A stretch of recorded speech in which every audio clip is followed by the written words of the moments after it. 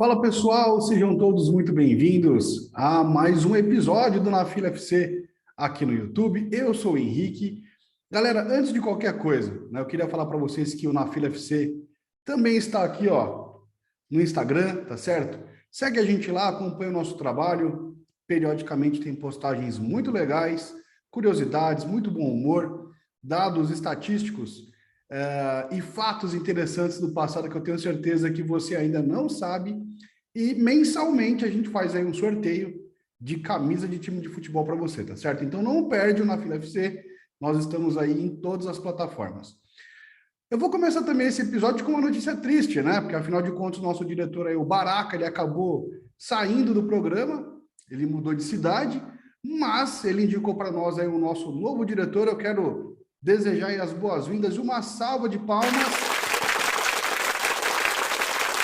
O nosso novo diretor é o Japa que é um brother aí do Baraka, vai ocupar aí a cadeira de diretor do programa. Seja muito bem-vindo aí, meu querido. E mais um detalhe, né? O Japa que é todo bombadinho, fortinho, luta Kung Fu aí, e nós aqui que não temos maturidade alguma, né? E já estamos aí inseridos também na cultura gamer, já apelidamos o cara, aproveitando o trocadilho do Mortal Kombat que rola nesse programa, já apelidamos ele de Liu Kang. Então, o Liu Kang é o nosso novo diretor aí, uma salva de palmas novamente. Muito bem. Dito isso, galera, estamos começando aí mais um episódio do Na Fila FC aqui no YouTube e já vamos soltar, né, a braba, né, o Liu Kang? Solta para nós aí a vinheta de time pesado que classificou para a Copa do Mundo, por favor.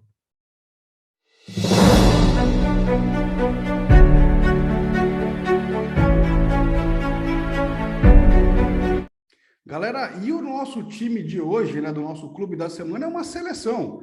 Foi a última seleção a conseguir vaga para a Copa do Mundo, que é a seleção da Austrália, o Socceroos. Aliás, você sabe por que a seleção da Austrália tem esse apelido? É muito simples. Soccer em inglês, futebol, e kangaroo em inglês é o canguru. Aquele inglês desnecessário que a gente aprecia tanto aqui nesse programa, né? Então, assim, com a junção dos dois nomes, né? A seleção da Austrália tem esse apelido aí do Socceroos, tá certo, galera? Vamos falar então um pouquinho da história da Austrália, né? Puxar aqui o raio-x dela, né?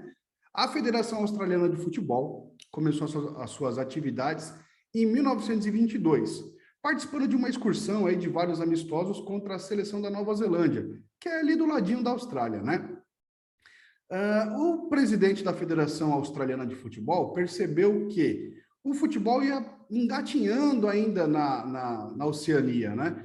E aí, com uma parceria com o governo australiano, eles criaram uma política de passagens baratas. O que isso significa? Que nos primeiros 25 anos de vida da Federação Australiana de Futebol, o governo daria incentivo para seleções de outras localidades, né, de outros continentes, para chegarem até a Austrália, para jogarem amistosos, no intuito de realmente melhorar a qualidade do futebol. Olha só que sacada bacana, né? Nos primeiros 25 anos, a Austrália também tinha um acordo com China, África do Sul e a própria Nova Zelândia, para rolar esse intercâmbio aí, né? Obviamente que nenhum desses países é uma grande potência do futebol ainda nos dias de hoje. A África do Sul é a que está mais perto de ter resultados mais expressivos, né? Mas, no fim das contas, servia realmente ele de uma troca ali, né? Para que eles pudessem jogar entre si e melhorar um pouco a qualidade do futebol, tá certo?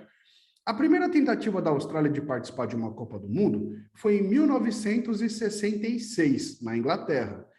Lembrando que, até os dias de hoje, pessoal, isso eu acho uma injustiça, é uma opinião minha, a Oceania tem direito a meia vaga para a Copa do Mundo. Aí você vai falar, pô, Henrique, você tá maluco? Como assim meia vaga, cara? Isso porque o campeão das eliminatórias da Copa do Mundo na Oceania, né, só pode ter o primeiro lugar, só o primeiro lugar, que ganha o direito de jogar uma repescagem intercontinental. Então é muito comum você ver, né, na época de Copa do Mundo, aí, um ano antes da Copa, né? O vencedor lá da Oceania joga contra o sexto lugar aqui da América do Sul, joga contra o quarto lugar lá da CONCACAF, ou joga contra o time que veio da repescagem da Ásia, né? Então, assim, o futebol ainda na Oceania, galera, é muito amador, né? Haja visto aí seleções como Ilhas Cook, Ilha Salomão, Tahiti, Papua Nova Guiné, Samoa Americana. Aliás, essa última aí foi a coadjuvante, né, da maior goleada de seleções aplicada até hoje. Nas eliminatórias para a Copa de 2001, a Austrália meteu 31-0 na Samoa Americana. Então, quer dizer, a gente não está falando de muito tempo atrás, né? E ainda assim, o continente da Oceania ainda realmente é muito fraquinho, né? Ainda não tem muita expressão no futebol. O que eles são bons realmente no rugby, né? E no cricket, no futebol ainda falta um pouco de talento aí para a galera da Oceania.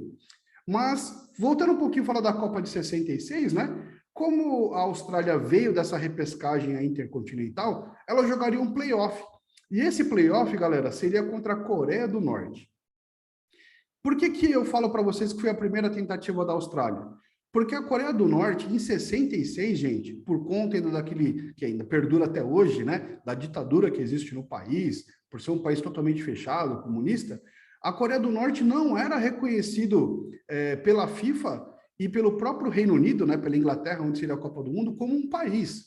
Então, assim, a FIFA, ali num joguinho político, achou que seria bom para todo mundo, inclusive para ela, né, economicamente falando, que a Coreia do Norte participasse da Copa do Mundo.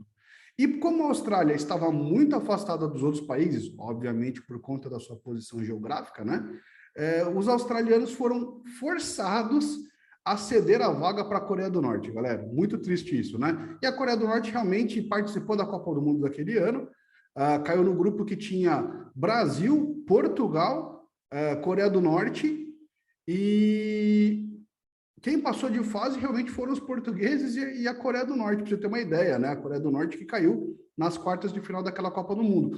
Até que fez aí uma campanha bastante representativa, né? Uma campanha assim respeitosa, né? De ter passado de fase, né? Mas a Austrália ficou aí a ver navios, né? Afinal de contas, só 8 anos depois, também através de um playoff e de tantos protestos, né, da Federação Australiana de Futebol, eles conseguiram esse direito. Então, os países da Oceania que ganhavam as suas eliminatórias jogariam um playoff, né? Nesse caso, a Coreia do Sul, a Austrália enfrentou a Coreia do Sul nos playoffs em 73 e conseguiu vaga para a Copa do Mundo de 74. Na Copa do Mundo da Alemanha, né, a Austrália fez um papel brilhante, galera. Terminou na antepenúltima posição, e você fala, pô, Henrique, brilhante, mas veja só o grupo que a Austrália caiu, gente. Naquela época ainda tinham 2 Alemanhas, né? Então a Austrália caiu no grupo da Alemanha Ocidental, Alemanha Oriental e Chile. Então, quer dizer, ia ficar difícil aí para os australianos passarem de fase. Mas ainda assim eles conseguiram um empate contra o Chile na primeira fase. Muito bacana, né? Lembrando que em 74, pessoal, a Copa do Mundo só tinha 16 participantes, tá? 16 seleções. Eram apenas 4 grupos, com 4 seleções em cada grupo. Galera, eu tenho mais uma curiosidade bacana para contar para vocês. Vocês já pararam para pensar por que a Austrália joga com a camisa amarela e os shorts verde, sendo que essas cores não estão presentes na bandeira australiana? Gente, geralmente as seleções de futebol, né, homenageiam aí no design dos seus uniformes, né, os fabricantes de material esportivo utilizam as cores da bandeira para fabricar os seus uniformes, né? Mas isso não aconteceu com a Austrália. Tanto a Federação de Futebol Australiana quanto a Associação de Desportos Australianos, né, eles resolveram homenagear uma planta da flora australiana. A planta se chama acácia e ela possui flores bastante coloridas na cor verde e amarelo, meio que dourado. Então, o uniforme da Austrália, tanto no futebol, em outros esportes como atletismo, mesmo no rugby, né, que a Austrália é muito bom, pode reparar que é na cor amarela e verde, em homenagem à planta que é típica do país.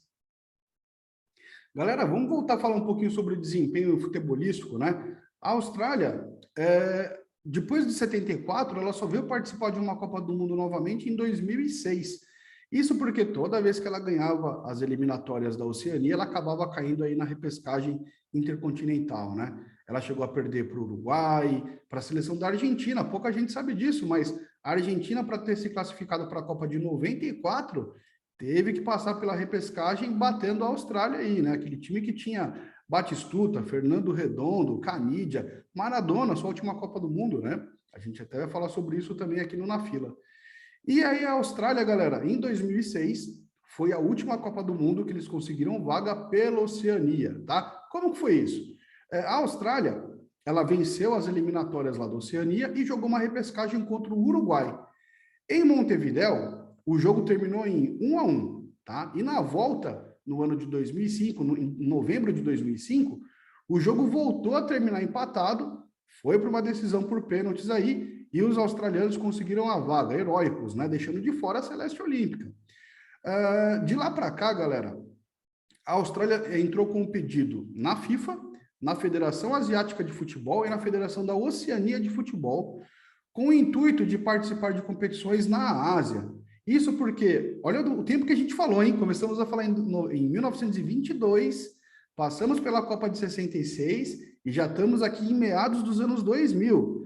Isso porque os australianos ainda querem investir muito no desenvolvimento do seu futebol, tá? Depois de tentativas frustradas no passado, inclusive nos anos 70, a Austrália tentou fazer isso. A FIFA aprovou esse pedido, né? E rolou aí, então, uma moção. A Austrália deixou de participar de competições na Oceania. Você pode ver que a Nova Zelândia tem assumido esse papel de protagonismo no continente, né? E a Austrália passou a jogar tanto as competições na Ásia como a Copa Asiática de Nações, né? E também as eliminatórias para a Copa do Mundo através do continente asiático. Por isso que a galera fala, mas como assim? A Austrália está jogando contra Coreia do Sul, Japão, Arábia. Isso porque a Austrália conseguiu aí que esse pedido fosse aceito, enfim, né? E realmente o futebol da Austrália melhorou muito. Haja visto alguns craques que eu vou citar para vocês aqui, que foram revelados pela Austrália nesse período, né? E que tiveram bastante impacto no futebol europeu. Mas a Austrália, então, tem jogado em competições na Ásia. Quem foi campeã da Copa das Nações Asiáticas em 2015? A Austrália, o seu único título aí no continente asiático. Tudo bem que é muito recente ainda, né? Mas a Austrália já tem título de Copa Asiática de Nações. E a Austrália também tem 4 títulos da Copa da Oceania: 1980, 96, 2000 e 2004. Pessoal, bora falar um pouquinho sobre os craques, os grandes jogadores revelados aí no futebol australiano? Vamos lá, então. No começo dos anos 2000, com essa nova postura aí da Federação Australiana de Futebol de internacionalização dos seus jogadores, né? A Austrália revelou bons jogadores, galera, tudo atuando fora do seu país, tá? O mais famoso deles, assim, nesse começo de processo, foi o Mark Viduka. Ele que é filho de pais croatas, fez muito sucesso no Leeds United. Jogou também no final da carreira no Newcastle, né? Mas sempre foi aquele centroavante fortão, que sabia fazer o pivô, muito goleador, tá certo? Então ele é um cara que teve bastante protagonismo no futebol inglês.